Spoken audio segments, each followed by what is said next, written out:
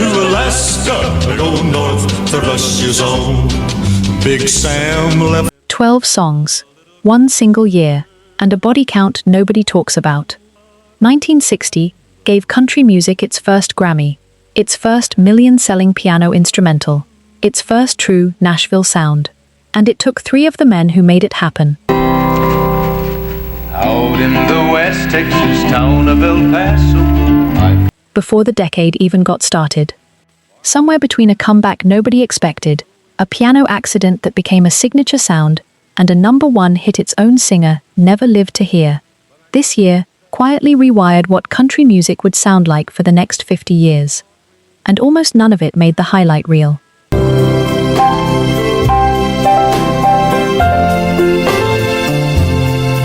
Today, we're counting down 12 songs from 1960. Some you've heard 100 times without knowing the name. Some built the machine every country star since has run on. And one is one of the most quietly devastating stories in the genre's history. Let's start at number 12. Last night was the worst night. Number 12.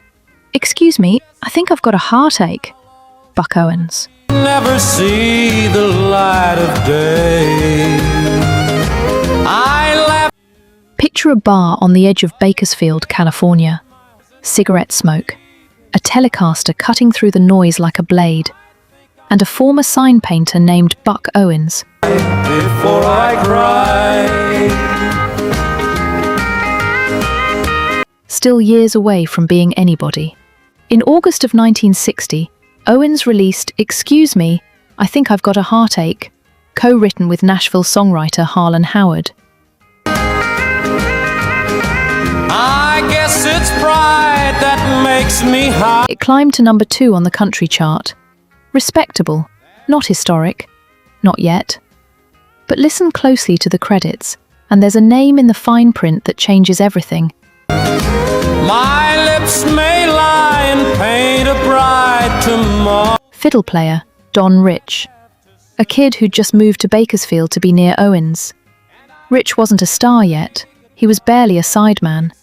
Within 4 years, he'd become Owens' right hand. Got a heartache. There's an aching deep inside. The harmony voice, the guitar tone, the secret ingredient behind 15 consecutive #1 hits, and the entire Bakersfield Sound that stood toe-to-toe with Nashville's polish. This forgettable little #2 single was the quiet ignition switch.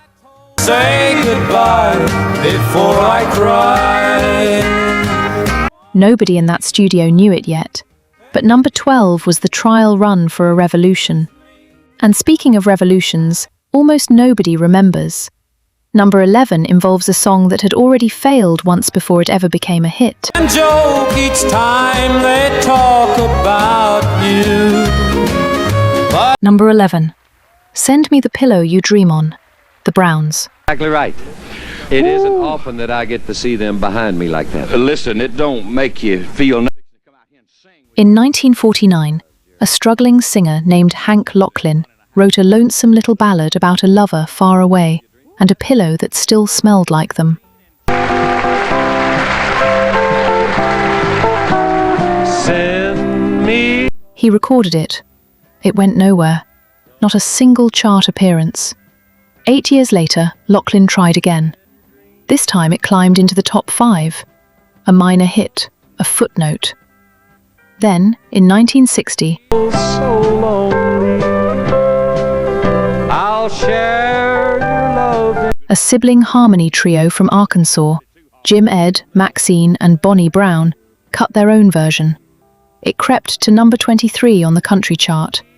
Modest, easy to miss between their bigger hits, The Three Bells and The Old Lamplighter. So darling, I can dream on it. But something about that song refused to die. 2 years later, teen idol Johnny Tillotson turned it into a pop hit. 3 years after that, Dean Martin crooned it into the easy listening charts.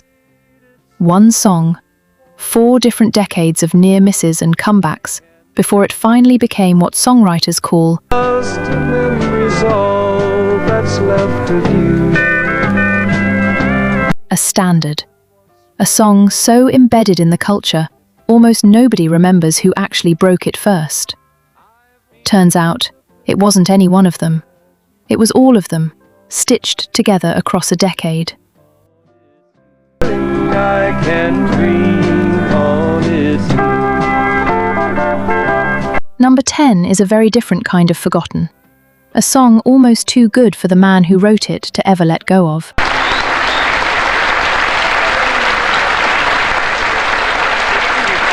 Number 10, Sweet Dreams, Don Gibson. dreams of you. Don Gibson wrote Sweet Dreams in 1955, recorded it himself, watched it climb the charts, and then watched Farron Young's competing version outsell his own, landing at number 2 while Gibson's original stalled lower. Oh, you'll never wear my name. So in 1960, Gibson, now an established hitmaker known as country's sad poet, did something rare. He went back and recorded his own song a second time. This new version reached number 6 on the country chart, a real hit, his.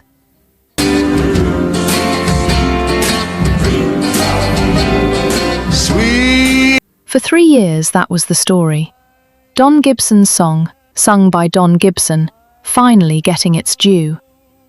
Then, in February of 1963, producer Owen Bradley talked a reluctant Patsy Cline into recording it with a full string arrangement she initially hated. Why can't I forget you? Cline finished the session on a Tuesday. She never lived to hear it released. She died in a plane crash 3 weeks later.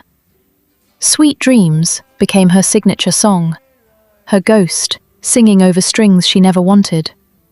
And Don Gibson, the man who wrote it, sang it twice. I should hate you the whole. And made it a hit on his own name, quietly disappeared from the story entirely.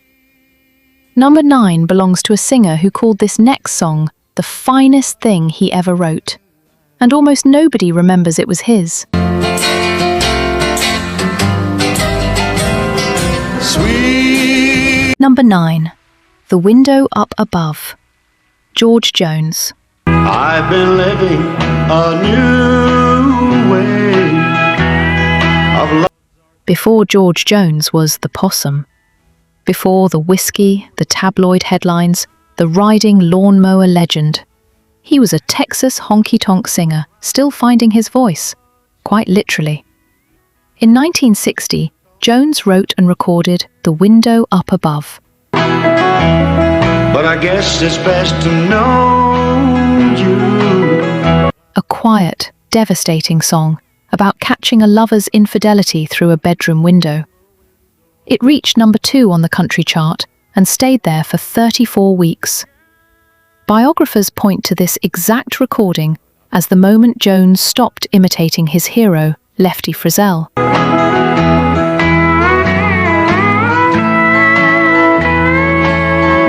And started sounding like nobody but himself, that aching, elastic phrasing that would define country singing for the next 4 decades. Jones himself, for the rest of his life, called it one of the best things he ever wrote. And yet, ask most casual fans today.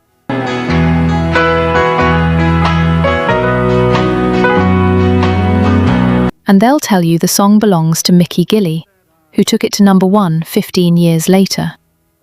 The songwriter's own version, the one that changed how he sang, quietly became someone else's hit in the public memory. I heard you whisper to him softly that I. Number 8 is a song that was, officially, one of the 3 biggest country records of the entire year. And somehow, it's almost completely vanished. I was watching you from the window up above. Number 8, I Missed Me, Jim Reeves. No doubt, 'cause while I stayed at home. According to Billboard's own year-end tally, I Missed Me by Jim Reeves was the third biggest country song of 1960, trailing only 2 other tracks on this very list. It hit number 3 on the country chart, crossed over to the pop top 50. Here's the twist. Wrapped around you so tight, I miss me. It wasn't written by Reeves. It was written by a young, largely unknown songwriter named Bill Anderson, years before Whisperin' Bill would become a Grand Ole Opry legend and a country music Hall of Fame songwriter in his own right. Car parked in your drive for a... Reeves, already one of the biggest stars in Nashville, took a chance on the kids' song. It paid off, for both of them. But history is selective. Reeves' velvet baritone and his other 1960 smash overshadowed this one almost immediately. At your house last night, I missed home. And Anderson's songwriting legacy would eventually be built on other, later hits. A top 3 song of the year by 2 men who'd go on to define 2 different eras of Nashville. And today, most fans couldn't hum 4 bars of it. How I missed me at your house last night. Number 7 isn't even a song with words, and it might have shaped country music more than half the songs on this list combined. Number 7, Last Date, Floyd Cramer.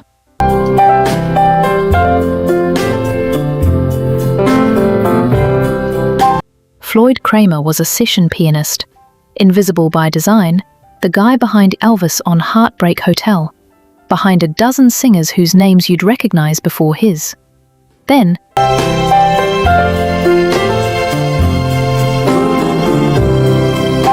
in the summer of 1960, at a recording session for another song on this very list, producer Chet Atkins asked Cramer to imitate an unusual piano lick, a note that seemed to slip and slide into the next one, almost by accident. Cramer nailed it.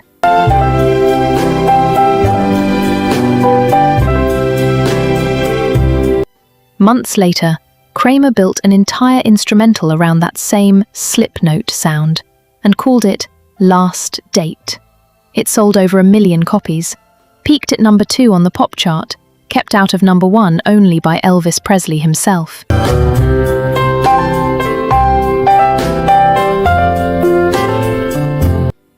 That accidental piano lick became Cramer's signature, and the signature sound of the entire Nashville Sound movement.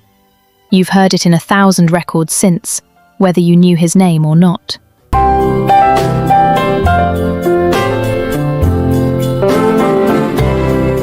But instrumentals don't have singers people remember. No lyrics to quote, no voice to recognize on the radio. Floyd Cramer helped invent the sound of an era.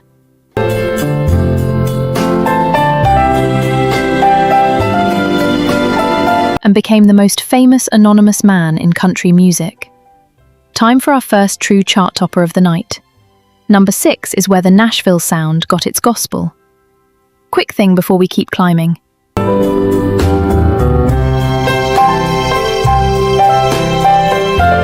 If stories like these matter to you, the ones that get buried under the bigger hits, hit subscribe on Retro Vibes. Every one of these songs shaped the music your parents or grandparents grew up on.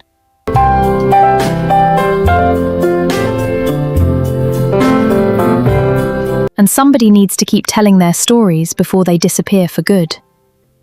Okay, back to the countdown.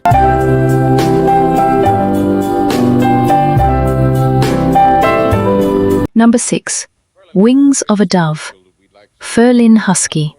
And we're ready when you are. On the wings of a snow white dove. Bob Ferguson wasn't even a full-time songwriter in 1958. He was producing wildlife documentaries for the Tennessee Game and Fish Commission. After finishing a 13-part series on conservation, elated the job was finally done, On the wings of a dove. On the wings. he sat down and wrote a hymn-like song about Noah's dove returning to the ark.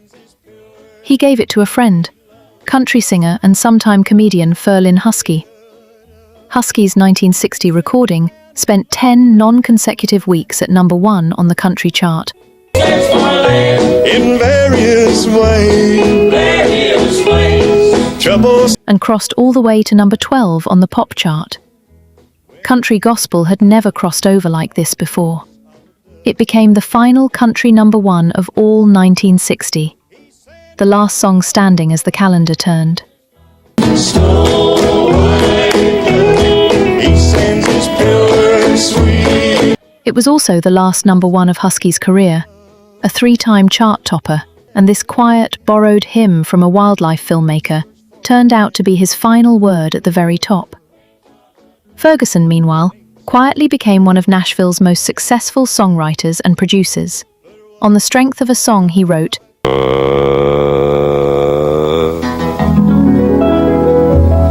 You made it. to celebrate finishing a documentary about fish. #5 is where the Nashville Sound was officially born. In a piano riff nobody planned. See where they moved. Where is that? Thank you, Ferlin, for driving by this Thank time. you. Come They back, had a see good us. time. #5. Please help me, I'm falling. Hank Locklin. Close the door to temptation. By early 1960, Hank Locklin had already spent years in Nashville without ever quite becoming a headline name.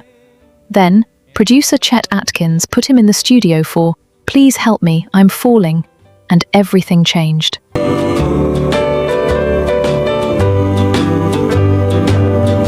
The song spent 14 consecutive weeks at #1 on the country chart, immediately following another 14-week run by a different song you'll hear about shortly. 28 straight weeks, 2 singers, 1 sound. That's the very session where Floyd Kramer's slip-note piano style was born. Remember #7? And to hold, I can never be free. This was ground zero. Both records were built on the same idea. Strip away the twang, add smoother production, and let country music walk straight into pop radio without apologizing for where it came from. Critics later gave that formula a name, the Nashville Sound. For I mustn't want you, but It would define the genre for the next 2 decades. And Hank Locklin? Despite a recording career that stretched into the 21st century, this 14-week juggernaut was the only #1 he would ever have. #4 is a comeback story so unlikely it reads like fiction.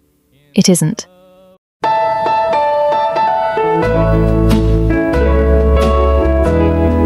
#4, Alabama, Cowboy Coppers.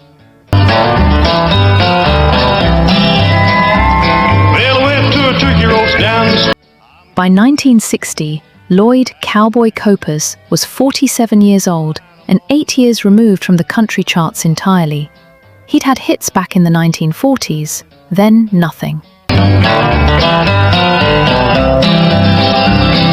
some folks say that a tramp. A working Opry act, fading into the background of a genre moving on without him. Then he recorded a rockabilly-flavored tune about heading home to Alabama, written by Coppers himself. Alabama spent 12 weeks at #1 on the country chart. It even crossed over to the pop chart.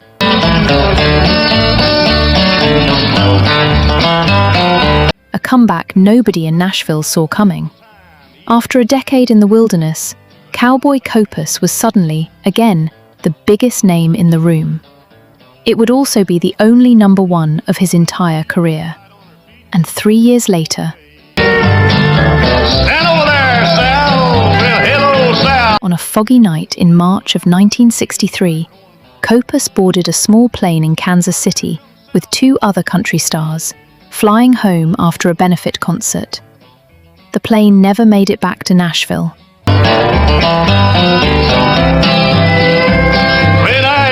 Coppers' one shining comeback and his death sit only 3 years apart.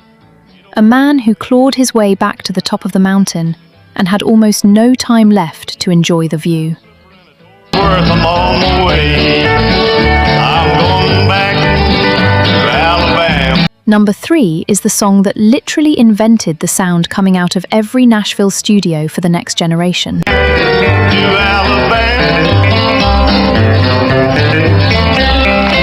Number 3, He'll Have to Go, Jim Reeves. Let's pretend that we're two. Jim Reeves didn't shout. He didn't yodel. He almost whispered, a smooth, intimate baritone that sounded like he was leaning across the bar to talk directly to you. He'll Have to Go, produced by Chet Atkins, spent 14 straight weeks at number 1 in early 1960. No. Should I hang up or will you? And became one of the defining records of the entire decade. Reportedly Reeves' biggest-selling single ever, eventually charting in country after country around the world. That intimate, conversational delivery, almost a spoken confession set to music, became a blueprint. Every smooth-voiced country crooner who came after him, Closer to the phone. Let's from the countrypolitan stars of the 60s to the adult contemporary country of the 90s, owes something to this record. Reeves would go on to a career that made him one of the biggest international country stars America ever produced. He never got to see how far his influence would travel. In July of 1964, Reeves' own small plane went down in a storm outside Nashville.